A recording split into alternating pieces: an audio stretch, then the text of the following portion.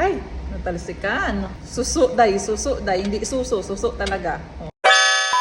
For today's video, dito tayo sa Republic of Tuna. Hindi to paid or sponsor ha. Na-miss ko lang talaga kasi ang suso, day. Hindi suso, suso talaga. Oh, suso, ginataang suso dito sa Republic of Tuna. Saan na daw sa likod lang ng ano to, ng Sahara Center. Eh as probinsyana, alam niyo naman, mahilig tayo sa mga ganitong pagkain at saka mga gulay-gulay. So, ito ang in-order ko. Parang ang sarap nito. Na-miss ko na sumipsip. Ay,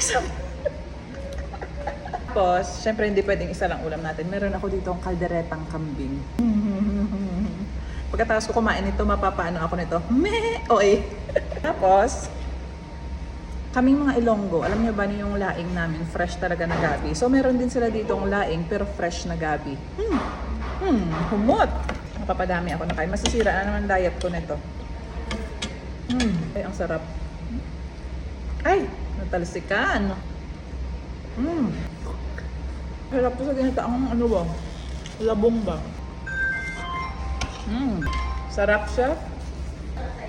Kaldereta mo. Ang messy ko naman kumain. Parang sarap ng kalderetang kambing na to. Ang soft niya. Lambot. Parang green papaya. Tapos may gata. Ang sarap talaga ng suso. Ito malaman. Pero malalaki itong suso na to. Sa amin kasi yung suso yung parang kukulo. Sarap. Sarap na kaldereta. Sarap. Sarap. At yun na nga, sobrang dami talaga ng kain ko sa mga oras na ito.